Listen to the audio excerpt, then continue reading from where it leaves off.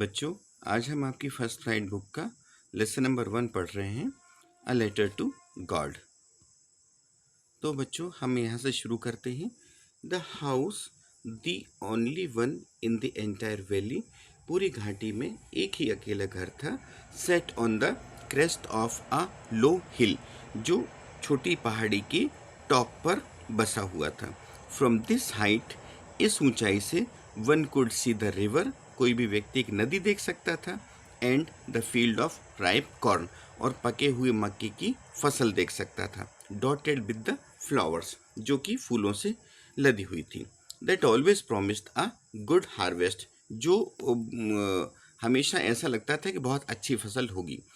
The only thing the earth needed was a downpour, एक अकेली चीज जो पृथ्वी चाहती थी कि अच्छी बरसात हो जाए, और एटलीस्ट था सॉवर, या फिर बूंदाबांदी ही हो जाए।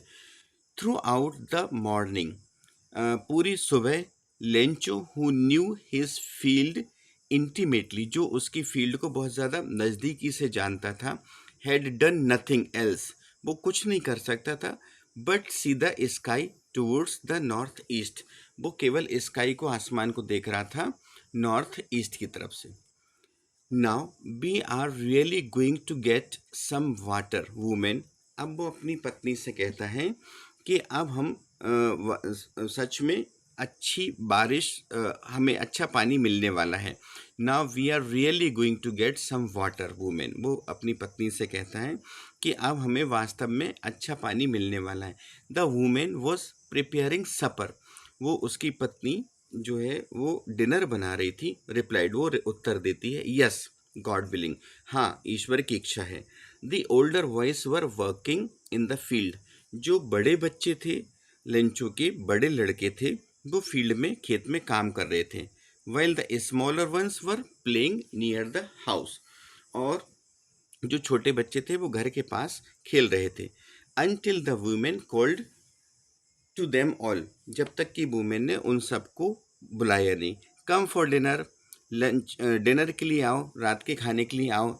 It was during the meal that, just as Lencho had predicted, lunch के समय, जब वो डिनर कर रहे थे तो डिनर के समय, जैसे कि लेंचो ने प्रिडिक्ट किया था, लेंचो ने भविष्यवाणी की थी कि हमें अच्छा पानी मिलने वाला है। Big drops of rain began to fall, बड़ी बूंदें, बारिश की बड़ी बूंदें गिरना शुरू हो गईं। In the north east huge mountains of clouds could be seen approaching, और नॉर्थ ईस्ट से जो है ना बहुत बड़े क्लाउड्स आते हुए दिख रहे थे। The year was fresh and sweet, और जो हवा थी वो बहुत ताज़ी थी और मीठी थी, जैसे कि बारिश में मौसम सुहावना हो जाता है ना, उस तरह से। The man went out for no other reason than to have the pleasure of feeling the rain on his body. अब वो व्यक्ति खाना खाकर बाहर आया, और वो किसी और रीजन से नहीं आया, परंतु वो क्या, बारिश को अपनी शरीर पर महसूस करना चाहता था, उसके आनंद को फील करना चाहता था। And when he return he exclaimed, और जब वो वापस गया घर में, उसने एक्सक्लेम्ड किया, these aren't rain drops falling from the sky, ये केवल पानी की बूंदें, बारिश की बूंदें आसमान से नहीं गिर रही, but they are new coins, परंतु वे नए क्वाइंस गिर रहे हैं। Big drops are 10 cents pieces, जो बड़ी बूंदें हैं वो 10 सेंट्स पीसेस हैं। And the little ones are 5, और जो छोटी बूंदें वो 5 सेंट्स हैं। मतलब सेंट्स वहाँ पर जो सिक्कों का रहता है उसको सेंट्स कहते हैं, जैसे हम यहाँ पर सिक्के कहते हैं, 5 रुपए का सिक्का या 10 रुपए का सिक्का, उस तरह से 10 सेंट्स और 5 सेंट्स वो कह रहे हैं कि बड़ी बूंदें जो 10 सेंट्स हैं, और छोटी बूंदें वो 5 सेंट्स के रूप में गिर रहे हैं। मतलब वो ये कहना चाह रहा है कि बारिश के रूप में पैसा ऊपर से बरस रहा है। विद अ सेटिस्फाइड एक्सप्रेशन, एक संतुष्टिपूर्ण भाव के साथ, ही regarded the field of ripe corn with its flowers, उसने उसकी जो मक्के की पकी हुई फसल थी, जो फूलों के से लदी हुई थी, उसको धन्यवाद कहा। Draped in a curtain of rain, जो कि बारिश के पर्दे से ढक गई थी। मतलब उसमें पूरी फील्ड में बारिश हो रही थी, तो पूरे फील्ड में बारिश का पानी लग रहा था, तो उसको देखकर उसने थैंक यू कहा। बट सडनली, परंतु अचानक, a strong wind began to blow, अचानक बहुत तेज हवा बहना शुरू हो गई। And along with the rain, और बरसात के साथ very large hail stones began to fall, बहुत बड़े ओले गिरना शुरू हो गए। These truly did resemble new silver coins, और ये ऐसा लग रहे थे, ऐसा कि अब ये सिल्वर कॉइन्स की तरह लग रहे थे, कि चांदी के सिक्के गिर रहे हों। The boys exposing themselves to the rain, और जो बच्चे थे वो बरसात में अपने आप को बाहर उन्होंने कर दिया, वो खेलने चले गए बारिश में। Ran out to collect the frozen pearls, और वो फ्रोजन पर्ल्स मतलब ओलों को यहाँ पर कह रहे हैं कि जमे हुए मोतियों को उठाने के लिए बच्चे दौड़ पड़े।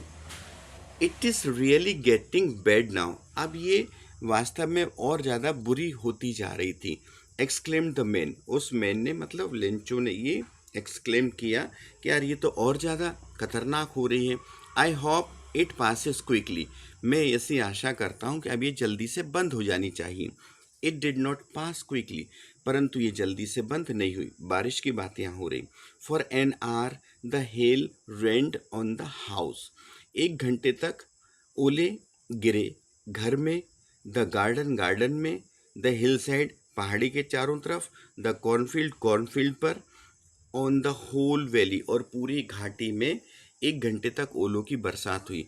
The field was white as if covered with salt, पूरी फील्ड, पूरा खेत जो है ना, ऐसा सफ़ेद हो गया था जैसे कि वो नमक से ढका हुआ है। Not a leaf remained on the trees, पेड़ पर एक भी पत्ता नहीं बचा, क्योंकि पत्ते पर जब वो बड़े बड़े ओले गिरेंगे तो पत्ते तो सहन नहीं कर पाएंगे, पत्ते नीचे गिर जाएंगे। तो वो ये कह रहा है कि एक भी पत्ती पेड़ पर नहीं बची। The corn was totally destroyed, और मक्के की जो फसल थी ना वो पूर्ण रूप से खत्म हो गई, नष्ट हो गई। The flowers were gone from the plants, और जो फ्लावर्स लगे हुए थे वो भी प्लांट से अलग हट गए। Lencho soul was filled with sadness, और लेंचो की जो आत्मा थी वो दुख से भर गई। When the storm had passed, जब तूफान चला गया, he stood in the middle of the field and said to his sons, वो खेत के बीच में खड़ा हुआ और उसने अपने पुत्रों से कहा, a plague of locusts would have left more than this, मतलब वो ये कह रहा है कि जैसे फसल में कभी कभी लोग रोग लगते, महामारी आती, तो वो ये कह रहे टिड्डों की जब महामारी आती है, भयानक रूप से जब टिड्डे फसल को नाश करते हैं, वो भी कुछ ना कुछ छोड़ जाते हैं, मतलब उसमें से कुछ फसल तो बच जाती है। परंतु the hail has left nothing, परंतु इन ओलों ने कुछ भी नहीं छोड़ा है। This year we will have no corn, इस साल हमें कोई भी मक्का नहीं रहेगा, कोई भी फसल नहीं मिलेगी। That night was a sorrowful one, और वो रात उसकी बहुत ज़्यादा दुख भरी थी। All our work were nothing, जितना साल भर जो उसने काम किया फसल के लिए वो सब पूरा बेकार हो गया। There is no one who can help us, और अब कोई भी नहीं है जो हमारी मदद कर दे। We will all go hungry this year, और इस साल हम सब भूखे रहेंगे। अभी कुछ क्वेश्चन है बेटा, तो इन पर अपन बाद में डिस्कस करेंगे, अभी पूरा लेसन ही रीड कर लेते हैं। But in the hearts of all who lived in that solitary house in the middle of the valley there was a single hope, help from God. अब जो वहाँ पर जो उसमें अकेले घर में जो लोग रह रहे थे उनमें there was a single hope, केवल एक अकेली आशा बची थी, वो थी हेल्प फ्रॉम गॉड, ईश्वर से मदद। Don't be so upset even though though this seems like a total loss. अब वो कह रहा है अपने बच्चों से कि बहुत ज़्यादा अपसेट होने की ज़रूरत नहीं, डोंट बी सो अपसेट, इतना अपसेट होने की ज़रूरत नहीं। Even though this seems like a total loss, हालांकि ये टोटल पूरा लॉस हो गया है। Remember no one dies of hunger, फिर भी हमें याद रखना चाहिए कि कोई भी भूख से नहीं मरता है। जैसे कि बताया गया भाई, भूखा उठता तो है परंतु भूखा सोता नहीं, ईश्वर किसी को भूखा नहीं सुलाता है, ये वो सोच रहे हैं। दैट इज़ वॉट दे से, यही उन्होंने कहा। No one dies of hunger, कि कोई भी भूख से नहीं मरता है। ऑल थ्रू द नाइट, सारी रात, Lencho thought only of his one hope, Lencho ने केवल उसकी एक आशा के विषय में सोचा। द हेल्प ऑफ गॉड, और वो क्या थी? ईश्वर से मदद। हुज आइज, जिसकी आंखें, as he had been instructed, जैसा कि उसको बताया गया है, सी एवरीथिंग, मतलब भगवान की आंखें, जैसा कि बड़े बुजुर्गों ने उसको बताए थे, वो सब कुछ देखती हैं।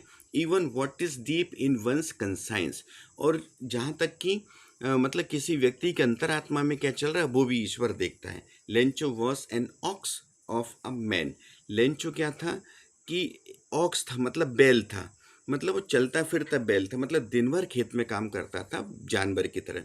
Working like an animal in the field, जानवर की तरह फील्ड में काम करता था। But still he knew how to write, परंतु इसके बाद भी वो लिखना जानता था। द फॉलोइंग संडे, आने वाले रविवार को, एट डेब्रेक, जैसे ही सुबह हुई, he began to write a letter which he himself would carry to town and place in the mail. वो उसने एक लेटर लिखा और वो खुद कस्बे में गया, गांव टाउन में गया, और उसने मेल में, मतलब कि डाक में, वो पत्र डाल दिया। It was nothing less than a letter to God, ये कुछ नहीं था, सिर्फ एक ईश्वर के लिए, गॉड के लिए एक पत्र था। गॉड ही रोट, उसने लिखा, God, if you don't help me, यदि आप मेरी मदद नहीं करोगे, my family and I will go hungry this year, मैं और मेरा परिवार इस साल भूखा मर जाएगा या भूखा रहेगा। आई नीड 100 पैसोज, मुझे 100 पैसोज की ज़रूरत है। In order to sow my field again, मेरी फसल दोबारा बोने के लिए। And to live until the crop comes, और जब तक कि फसल नहीं आती तब तक जीने के लिए मुझे 100 पैसोज की आवश्यकता है। बट द हेल स्टॉर्म्स, अब वो लिखना चाह रहा है कि बिकॉज द हेल स्टॉर्म, क्योंकि हेल स्टॉर्म्स में, और डॉट डॉट करके उसने बंद कर दिया, क्योंकि भगवान को तो सब मालूम है कि क्या हुआ मेरी फसल के साथ, इसलिए वो केवल इतना ही लिखकर और उसको बंद कर देता है लेटर को। He wrote to God on the envelope, envelope पे वो उसको लिखकर केवल टू गॉड लिख देता है। पुट द लेटर इनसाइड, वो लेटर को इनसाइड रखता है। स्टिल ट्रबल्ड, अभी भी उसको कष्ट हो रहा है, मतलब उसको लग रहा है कि मदद मिलेगी या नहीं मिलेगी। वेंट टू द टाउन, अब वो उसमें मेल बॉक्स में डालकर अपने गांव आ जाता है। At the post office he placed, he went to town, वो टाउन जाता है। At the post office, post office में ही प्लेस्ड अ स्टैम्प, वो एक स्टैम्प लगाता है। ऑन द लेटर, लेटर पर स्टैम्प लगाता है। And dropped it into the mailbox, और वो डाक के डब्बे में, पहले जो लाल डाक के डब्बे होते थे ना, उसमें वो डाल देता है पत्र को। One of the employees who was a postman, एक एम्प्लॉय जो पोस्टमैन था, and also helped eight the post office, जो पोस्ट ऑफिस के कामों में भी हेल्प करता था। बेंट टू हिज बॉस, वो अपने बॉस के पास गया, मतलब पोस्ट मास्टर के पास गया। लाफिंग हार्टली, वो मतलब बहुत जोर जोर से हंसते हुए पोस्ट मास्टर के पास गया। And showed him the letter to God, और वो जो लेटर टू गॉड था ना, वो उसको बताया। Never in his career as a postman, उसके पोस्टमैन के पूरे करियर में, मतलब पूरी सर्विस के दौरान, he known had he known this address, उसने ये एड्रेस कभी नहीं देखा था। द पोस्ट मास्टर, अब पोस्ट मास्टर की इसमें विशेषता बताई, किस तरह का था। Fat, amiable fellow, postmaster मोटा परंतु खुश मिजाजी व्यक्ति था। ऑल्सो ब्रोक आउट लॉफिंग, वो भी बहुत तेजी से हंसने लगा। But almost immediately he turn serious, परंतु वो तब तुरंत ही सीरियस हो गया। And tapping the letter on his desk, letter को उसकी डेस्क पर पटकते हुए कमेंटेड, उसने ये बोला, व्हाट फेथ, कितना विश्वास है। I wish I had the faith of the man, काश कि मैं भी इतना फेथ रख पाता ईश्वर पर, उस मैन की तरह, who wrote this letter starting up a correspondence with God, उसने ईश्वर से संवाद करते हुए लेटर लिखा, कितना उसको विश्वास है, काश मुझे भी उस तरह का विश्वास ईश्वर पर होता। So in order not to shake the writer's faith in God, तो जो राइटर्स का मतलब लेटर के राइटर मैंने लेंचो के विश्वास को, जो ईश्वर में विश्वास था, उसको नहीं हिलाना चाहता था। तो उस कारण से the post master came up with an idea. Post master को एक आइडिया आया, आंसर द लेटर। उसने ये आइडिया किया कि अब लेटर का आंसर अपन देंगे। But when he opened it, परंतु जैसे ही जब उसने इसको खोला, it was evident that to answer it he needed something more than goodwill, ink and paper. उसको जब उसने पत्र को खोला और पत्र को पढ़ा, तो इसके आंसर देने के लिए उसको गुडविल मतलब अच्छी बातों के अलावा, इंक और पेपर के अलावा और भी कुछ चाहिए था। But he stuck to his resolution, परंतु वो उसके दृढ़ निश्चय के साथ चिपका हुआ था। He asked for money from his employees. उसने उसके एम्प्लॉयज से बोला कि चलो अपन पैसे इकट्ठा करते हैं। He himself gave part of his salary. उसने उसकी सैलरी का भी कुछ हिस्सा इकट्ठा किया। And several friends of his were obliged to give something for an act of charity. तो इस तरह दान के इस एक भाव के लिए उसके जो सभी फ्रेंड्स जो पैसे इकट्ठा करे थे वो सब बहुत ज़्यादा कृतज्ञ थे। It was impossible for him to gather together the 100 pesos. अब उन सब के लिए 100 pesos इकट्ठे करना संभव नहीं था। So he was able to send the farmer only a little more than half.